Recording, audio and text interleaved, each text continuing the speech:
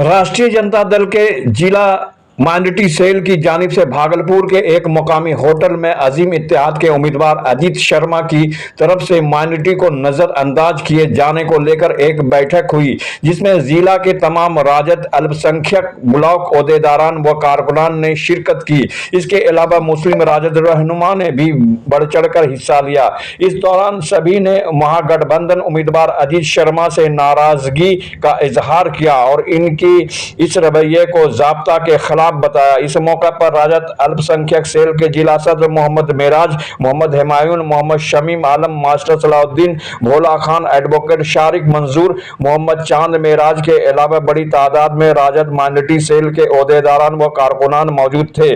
देखिए आपकी आवाज 22 की रिपोर्ट कमर अमान के साथ।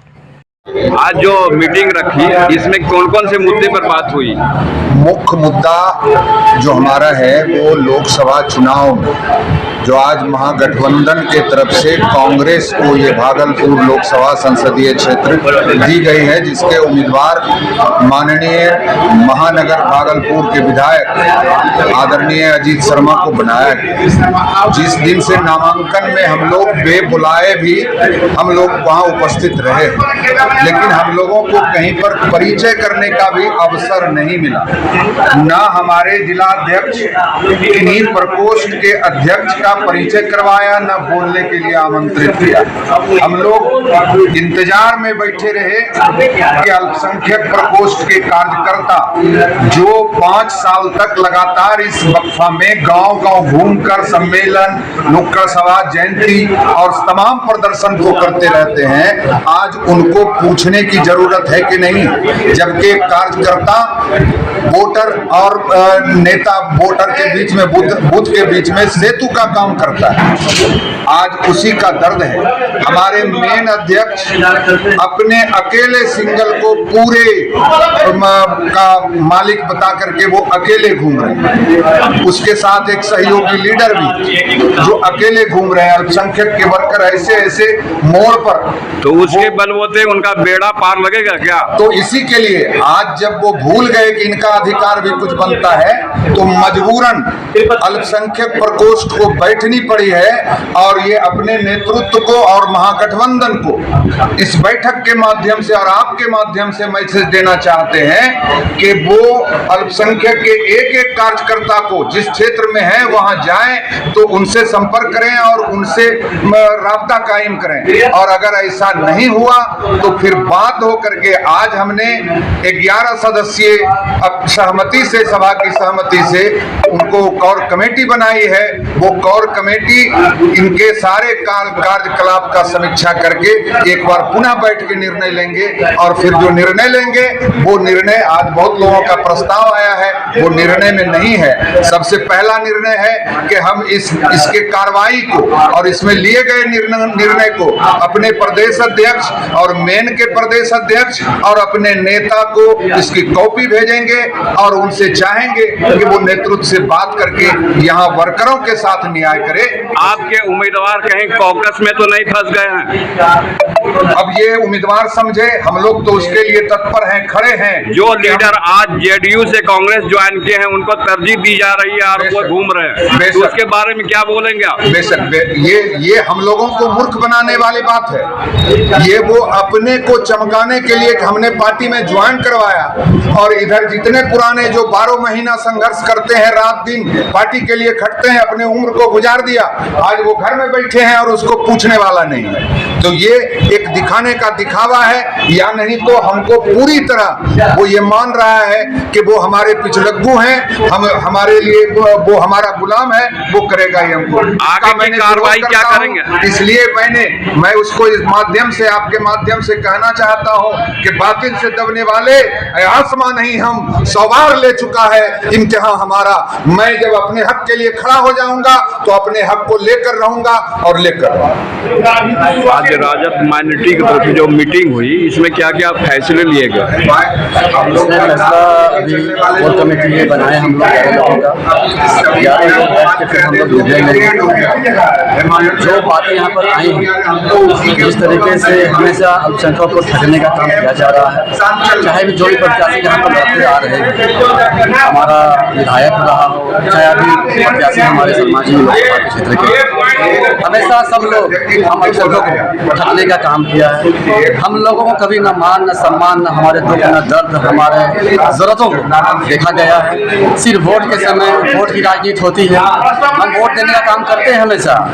हम राजद हैं, राजद गठबंधन जिस भी प्रत्याशी को उतारता है, हम लोग अपना धर्म निभाने का काम करते हैं और हम लोग पूरे तन मन धन के साथ सारे वर्कर लग जाते हैं और वोट दिलवाने का काम करते हैं।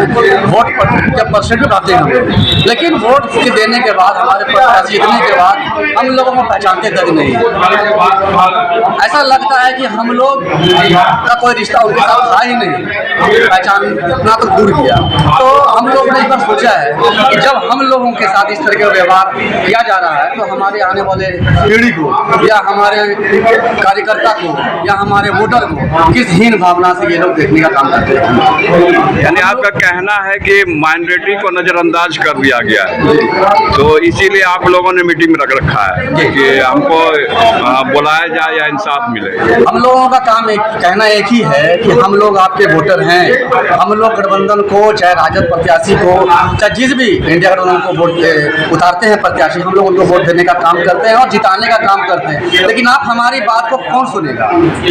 हम आपको जिताने का काम करते हैं, आप हमारी बात सुनते नहीं हैं। आप आज जीत जाइएगा, कल हमारी गारंटी कौन लेगा कि हमारा बात करने वाला, सुनने वाला?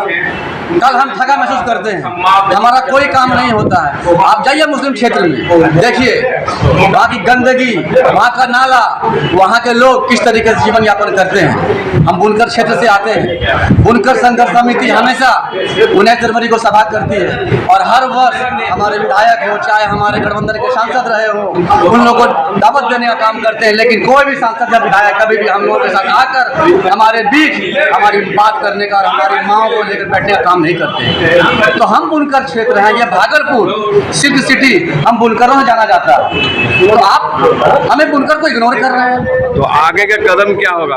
आगे का कदम ये होगा कि अगर हमारी बातों को वो नहीं मानेंगे तो हम लोग फिर एक मीटिंग करेंगे।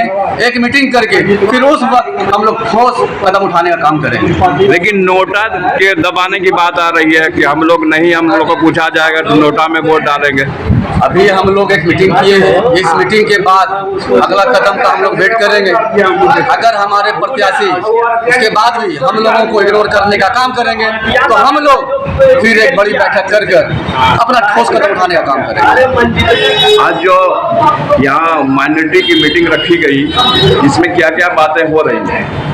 सबसे पहले तो हमने अम्बेडकर के जो ये हैं भीमराव अम्बेडकर की जन्मदिन की, हमको उसको मनाने का काम किया, क्योंकि हर हाल में हमको यहाँ जो अम्बेडकर का जो संविधान है उसको हमको पालन करना है और उसको बचाने का काम करना है। जमहूरियत को और संविधान को बचाने का काम करना है। इसी पर आस्था, चूँकि उसका जन्मदिन है।